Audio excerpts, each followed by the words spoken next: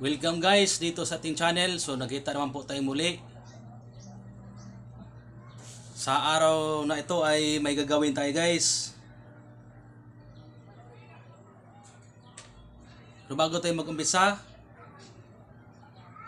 nais ko pong i-shout out si Sir Nonoy Huwain Glass from Bayog, Zamboanga del Sur. Sir, maraming salamat po sa panonood sa aking channel at sa inyong suporta. Shout out po sa inyo, sir. God bless po sa inyo. Merry Christmas and Happy New Year. Shout out din kay Charlie Saraga ng Larina Siquijor. Sir, maraming salamat sa panonood sa aking channel. God bless po sa inyo. At nais ko pong batiin lahat ng aking mga subscriber at mga viewers. Maraming salamat po sa patuloy niyong pagsubaybay at panonood sa aking channel. Merry Christmas and Happy New Year sa inyong lahat guys. God bless po sa inyo. Andito tayo ngayon guys sa ating munting production. So bali ito yung gagawin natin. Mag-assemble po tayo ng sliding window gamit natin ang 798 series section.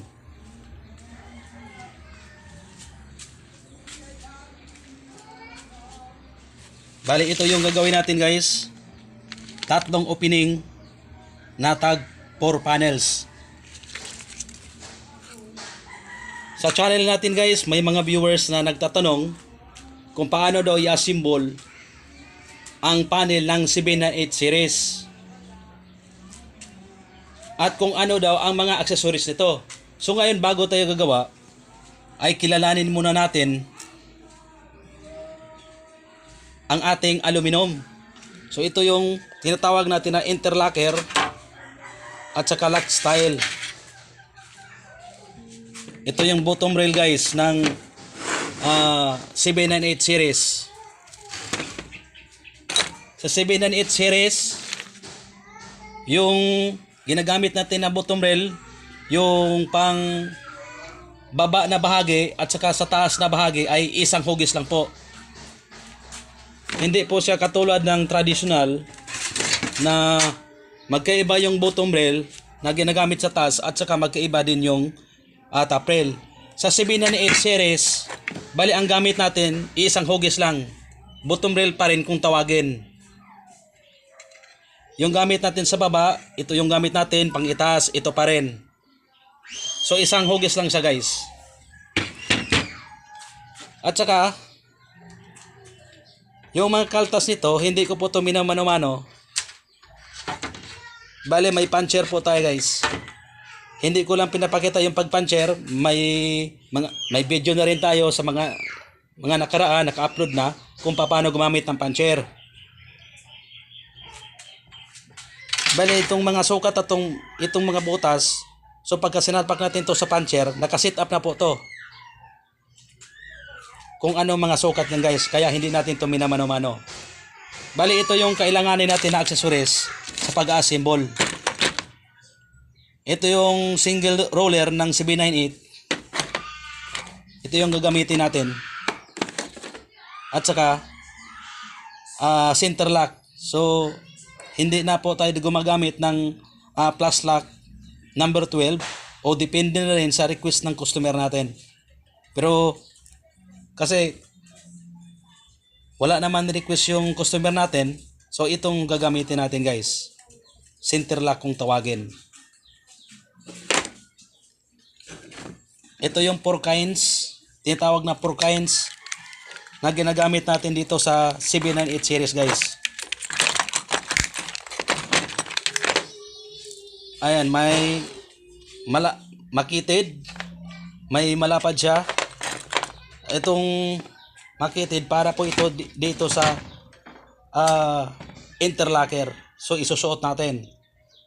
Pagka isang butas lang, ibig sabihin ito yung bahaging pang itaas. Pagka dalawang butas, yun yung pang ibaba na bahagi guys. So gaya na to, dalawang butas siya, pang ibaba na bahagi dito sa interlocker. Pag itong malapad, dito natin sinusuot yan sa tinatawag nating lock style. So depende din kung ilang butas. Pag sa ibaba, 2 butas, dito din natin isusuot.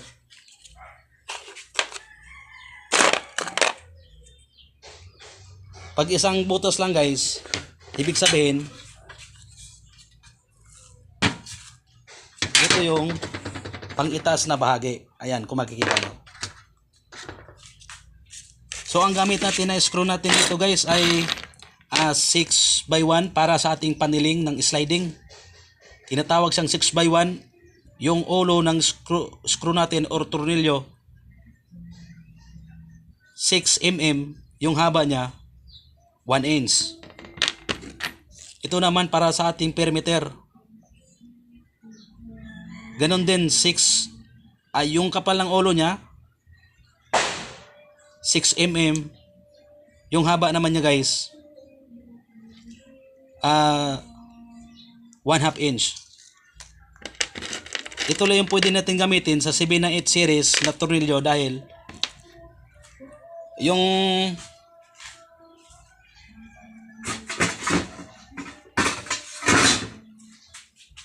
kanal po ng ating bottom rail ay ang magkasya, ito lang pong 6x1 yung laki ng katawan niya guys. Ganon din dito sa ating perimeter, double head at saka double cell, yung magkasya nito guys, pwedeng 6x1 kasi magkasing sukat lang yung katawan niya, magkasing taba lang din. Pwede ding 6 1/2. Walang ibang screw na pwede rito dahil pagka nilagyan natin ng ibang screw, bali guys, ito mabibiyak tong pinakakanal niya. Kaya pinakamagandang gamitin 6 1/2 lang or 6x1. Ito lang yung magkasya dito sa kanyang kanal.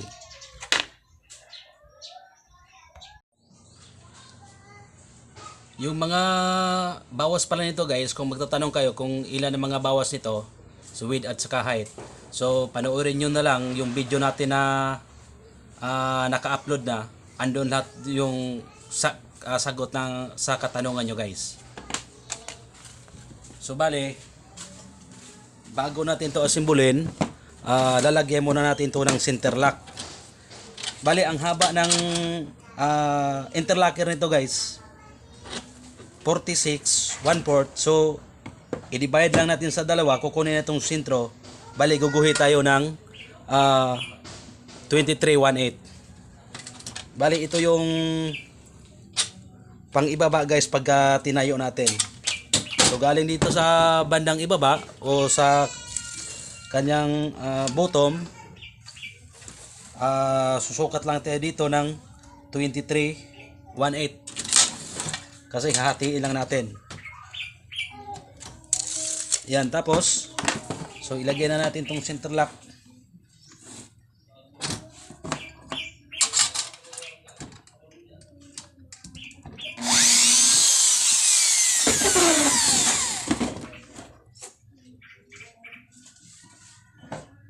Gamit natin ng screw na 6 1/2.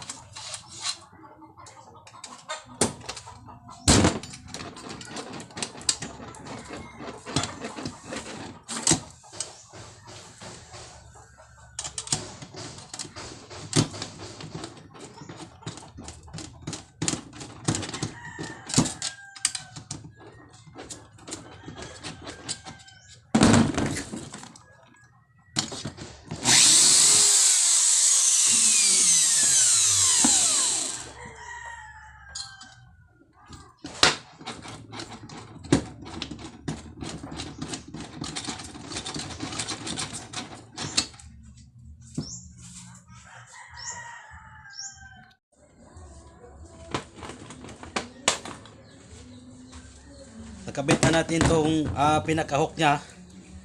Ang isusunod natin, ito yung itong pinaka-lock nya guys. So gagamitan ko ng marina, hindi ko lang itatagos dahil medyo maluwag na rin yung 6 1/2. So markingan ko lang guys ng konti, maliit lang.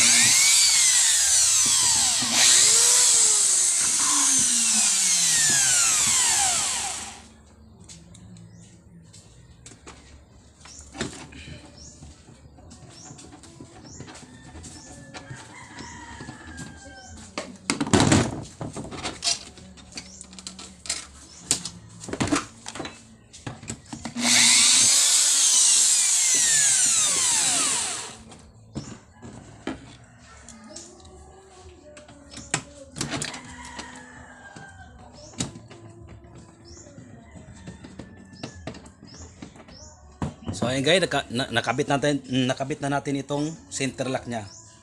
Ayan. So swabe siya. Gawin natin, assemble na natin tong pinaka-panel niya guys.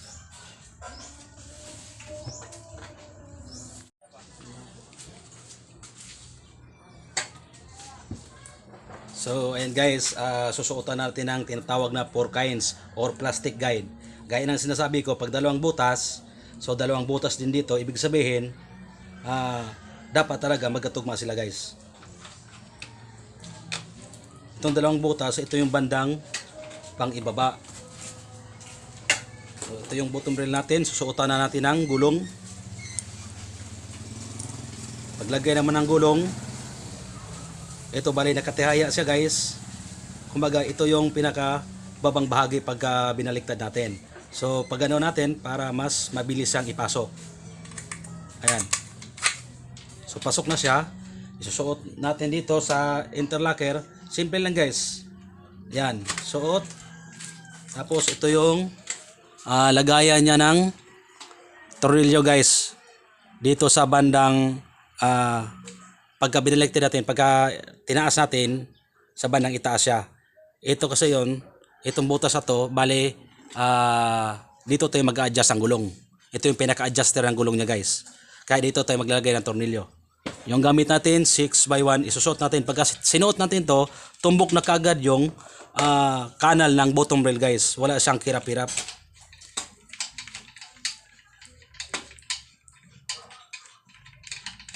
So okay na siya. Ganon din dito guys sa lock style. Pag dalawang butas dito, ganon din ang ilalagay natin na 4 kinds.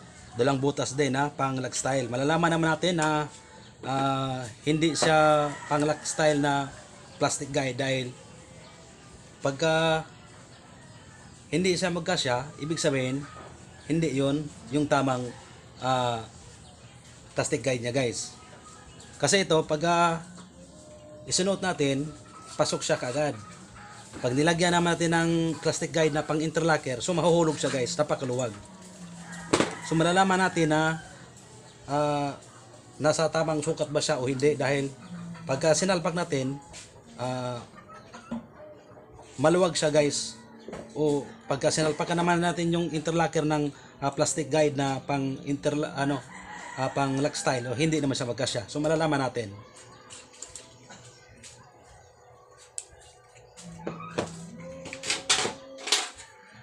So ganun din, isuotan natin ng gulong.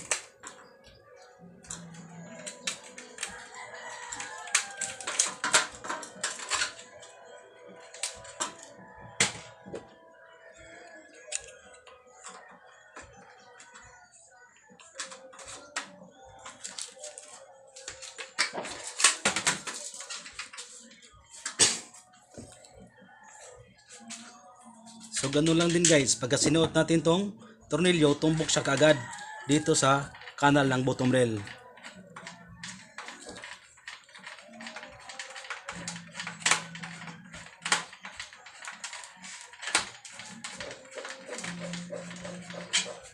So, okay na.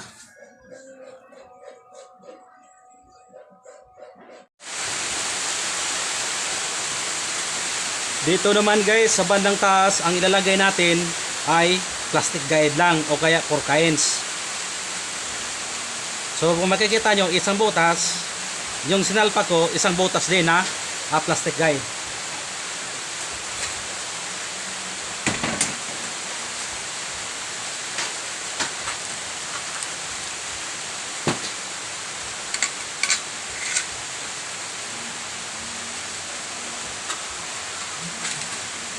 So ganun pa rin yung process natin.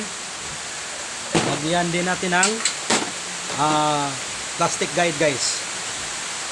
Isang butas, lagyan natin ng plastic guide na pang lock style na isang butas din. Ayan.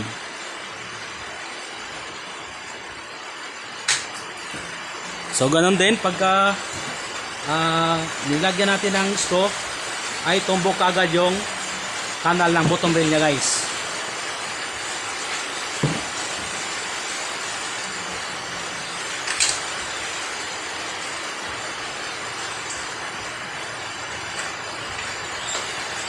So, ayan.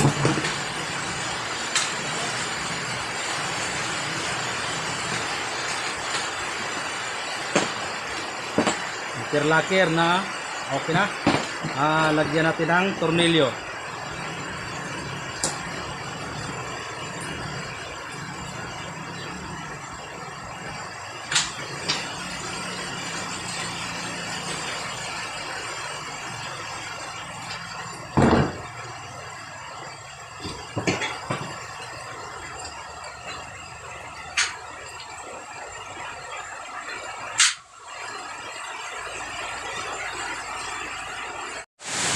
Ayan po guys, may na-assemble na tayong dalawang panel ng sliding. So ganun lang po yung pag-assemble ng panel ng sliding guys na 798 series section. So wala po siyang hirap-hirap, hindi po siya tulad ng traditional na sliding na maraming mabusisi siya guys, matrabaho siya. Kasi minamano-mano natin lahat ng mga sukat ng kanyang butas. Pero itong 798 series section ay napakadaling assemblein po. Pagka once na pinutol natin, pinansiran, so wala po siyang hirap-hirap, madali po siyang trabuhin guys. So maraming salamat po sa inyong panonood. Kung kayo man po ay may katanungan, paki-comment na lang po sa ating comment section guys, at nang masagot ko ang inyong mga katanungan. So ulitin ko po, maraming salamat po sa patuloy yung pagsubaybay sa aking channel. Tuloy-tuloy lang po guys panonood. Para madagdagan po ang ating kaalaman tungkol sa glass and aluminum installation. Maraming salamat. Merry Christmas and Happy New Year sa inyong lahat.